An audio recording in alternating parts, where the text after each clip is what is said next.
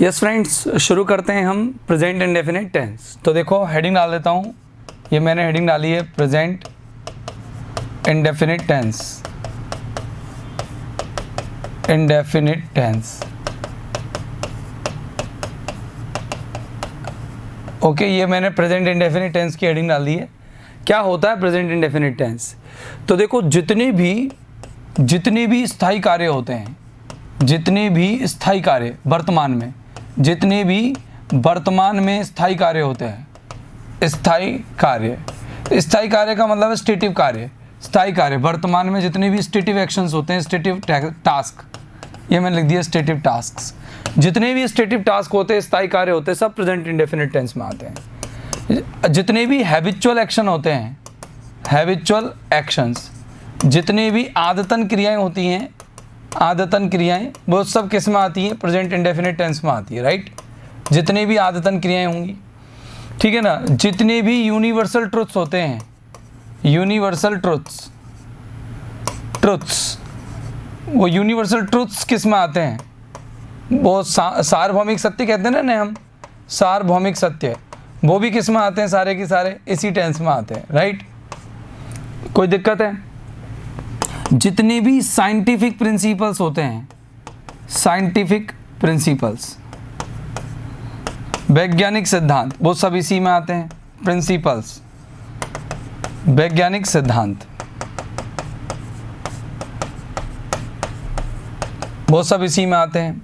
जितने भी सामान्य सत्य होते हैं, जनरल ट्रुथ, वो सब इसी में आते हैं।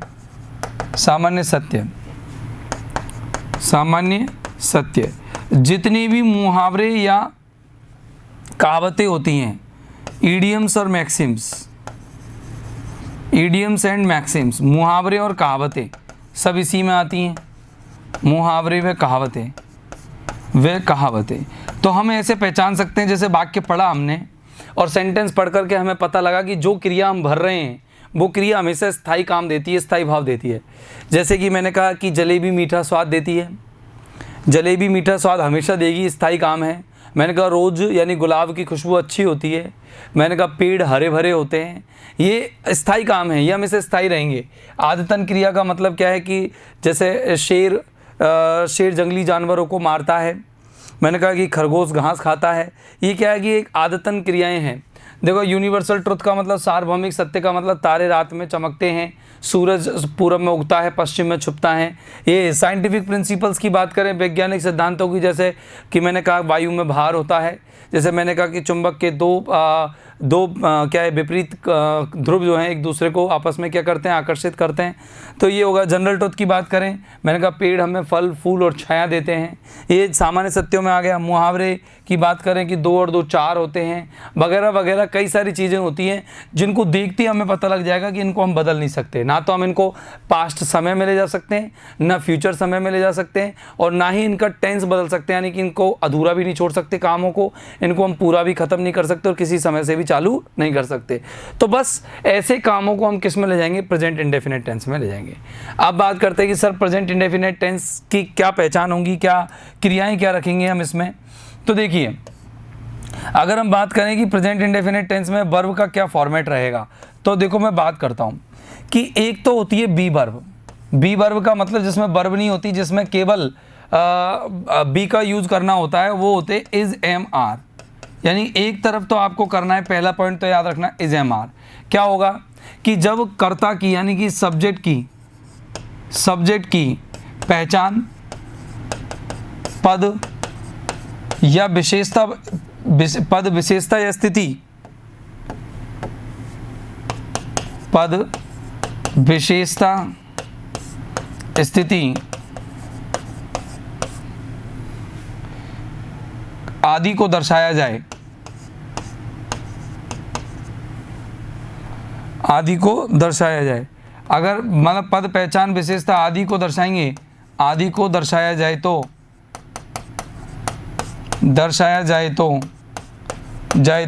इज एम आर का यूज होता है।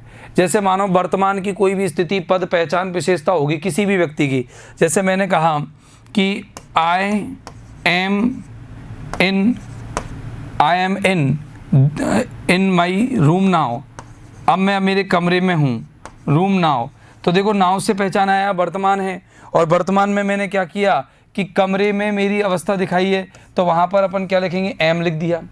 ठीक है ना। मैंने कहा शी इज़ अपसेट नाउ, वो अब अपसेट है, तो अब मैंने उसकी स्थिति को बयां किया है कि वो वर्तमान में वो क्या है, अपसेट है। तो इज ने यहाँ अपसेट होने की स्थिति को दिखाया है।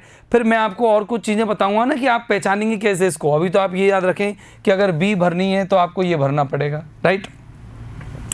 दूसरी बात आई कि आपको ये वाली वर्ब याद रखनी है। अगर वर्ब्स की बात करें तो वर्ब्स आपको दो तरह से डिवाइड कर देनी है। एक तो होगी सिंगुलर सब्जेक्ट के साथ और एक होगी प्लूरल सब्जेक्ट्स के साथ। ये लो मैंने लिख दिया सिंगुलर सब्जेक्ट्स और प्लूरल सब्जेक्ट्स। अगर मैं सिंगुलर सब्जेक्ट्स की बात करूं तो आप लगाओगे वर्ब की फर्स्ट फॉर्म में एस या ईएस, और अगर मैं प्लूरल सब्जेक्ट की बात करूं तो वर्ब की फर्स्ट फॉर्म, राइट। तीसरा पॉइंट याद हो गया। अब मैं बात जैसे एक एग्जांपल लिखूं, जैसे कि ट्रीज प्लूरल सब्जेक्ट है, trees give us fresh air, fresh air, पेड़ हमें ताज़ा हवा देते हैं। तो देखो गिव जो है आपकी प्लूरल वर्ब है, वर्ब की फर्स्ट फॉर्म है, क्योंकि जो सब्जेक्ट है आपका प्लूरल है। तो प्लूरल सब्जेक्ट के साथ वर्ब भी कैसी आ रही है, प्लूरल आ रही है।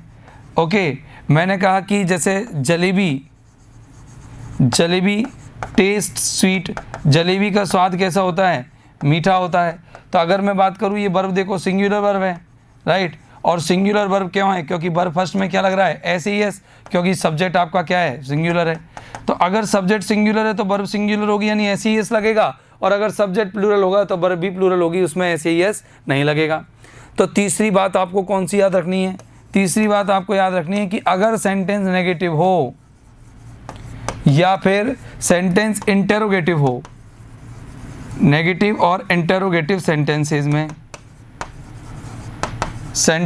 में क्या होता है भैया बताओ, कि अगर मैं बात करूं सिंगुलर सब्जेक्ट्स की, अगर मैं बात करूं सिंगुलर सब्जेक्ट्स की तो क्या होगा, और अगर मैं बात करूं प्लूरल सब्जेक्ट्स की तो क्या होगा।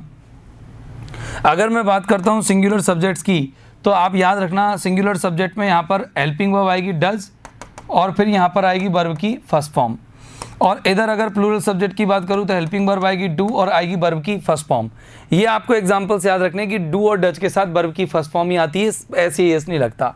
जैसे एक एग्जांपल है कि does she knows my name, does she knows my name. अगर मैं तुमसे पूछूं कि इसमें एरर क्या है तो बताओ कि शी एक वचन सब्जेक्ट है, सिंगुलर सब्जेक्ट है, राइट, और सिंगुलर सब्जेक्ट और वाक्य नेगेटिव है, और वो इंटेरोगेटिव है। अब वाक्य इंटेरोगेटिव है तो हेल्पिंग वर्ब डज आ गई, सही है, सी के साथ, क्योंकि सिंगुलर सब्जेक्ट के साथ क्या आएगी, डज। तो अब बताओ वर्ब की फर्स्ट फॉर्म आनी चाहिए, ऐसे ही ऐसा आना चाहिए, वर्ब की फर्स्ट फॉर्म तो ऐसा हट जाएगा।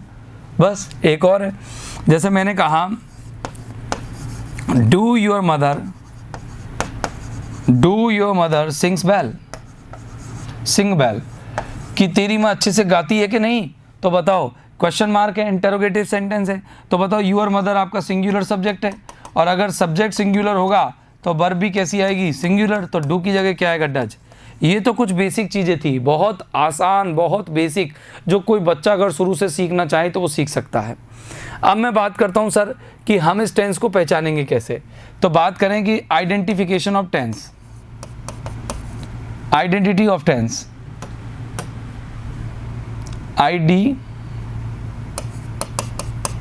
आइडेंटिटी, ठीक है ना, IDENTITY, आइडेंटिटी ऑफ टेंस। अब इस टेंस की आइडेंटिटी क्या होगी वो देखो।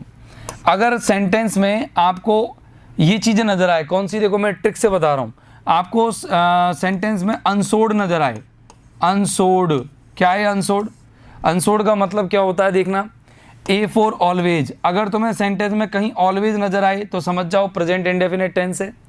अगर आपको सेंटेंस में नेवर नज़र आए तो समझ जाओ प्रेजेंट इंडेफिनिट टेंस है।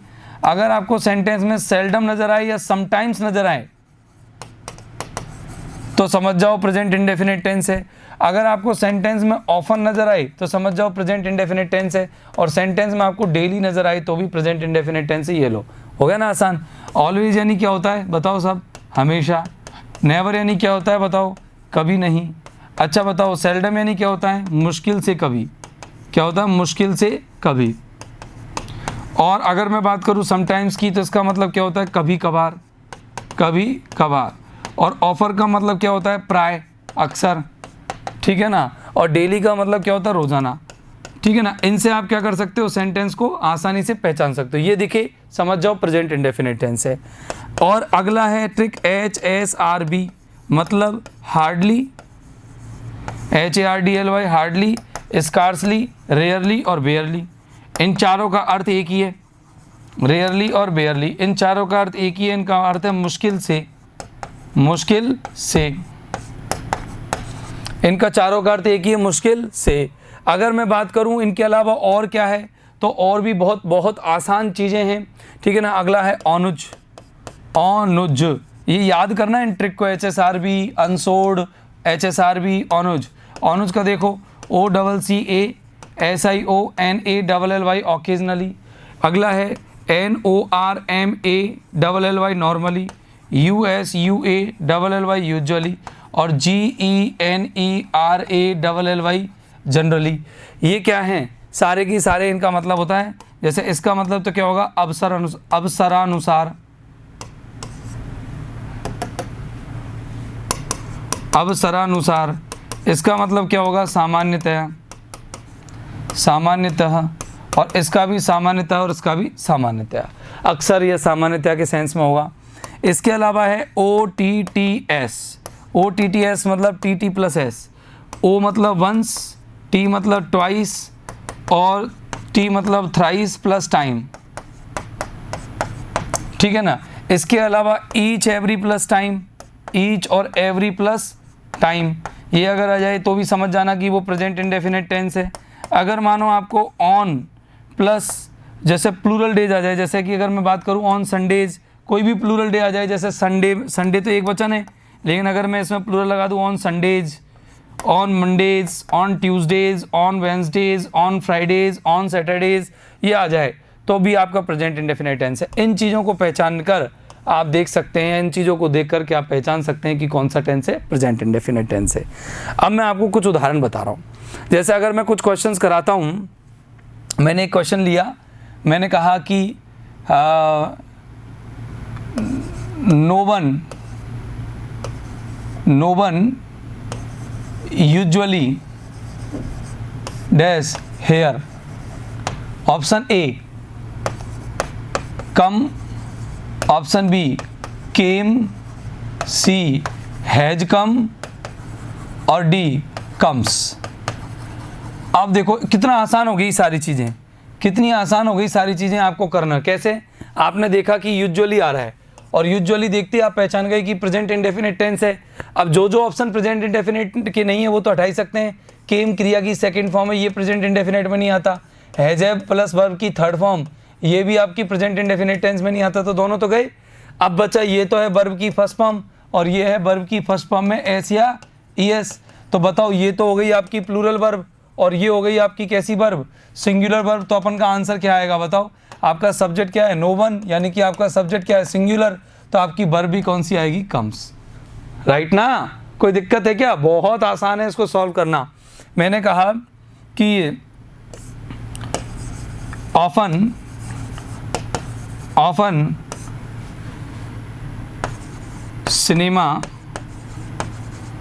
अब मैं आपसे क्वेश्चन मार्क लगाया और मैंने पूछा, पहला लिखा हैव और हैव गॉन, दूसरा पूछा डिड गो, तीसरा पूछा डज गो, चौथा पूछा डू गो।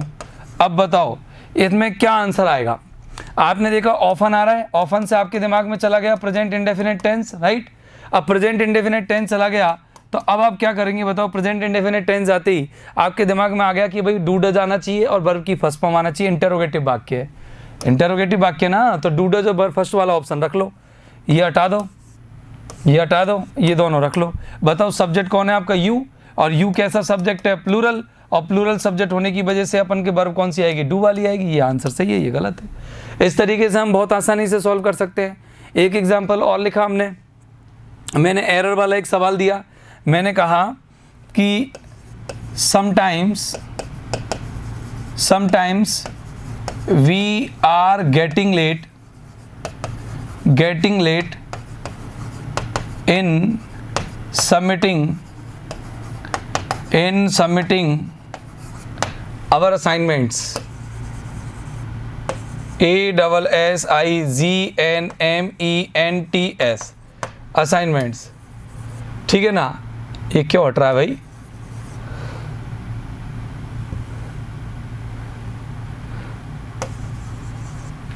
हाँ भाई देखिए, we are getting late in submitting our assignments.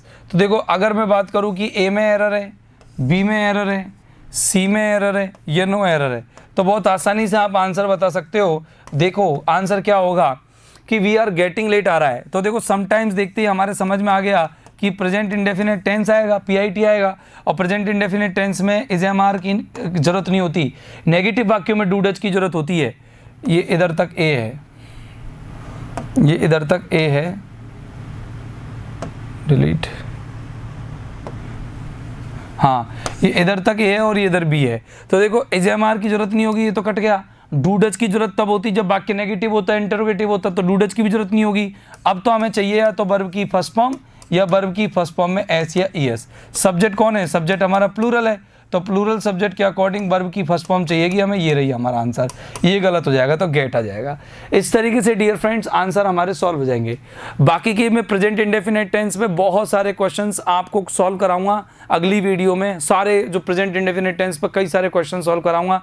ये आपने सिर्फ प्रेजेंट इंडेफिनिट टेंस का स्ट्रक्चर पढ़ा है और आपने फॉर्मेट पढ़ा है। अब आप पढ़ेंगे, अब हम प्रैक्टिस करेंगे, इस पर बहुत सारी प्रैक्टिस करेंगे, ढेरों सारी प्रैक्टिस करेंगे, जिससे कि हमारे टॉपिक क्या हो जाएगा, स्ट्रांग हो जाएगा। ओके डियर फ्रेंड्स, फिर मिलते हैं अगली वीडियो में इसी टॉपिक के साथ। तब तक के लिए have a nice time, good day, good bye.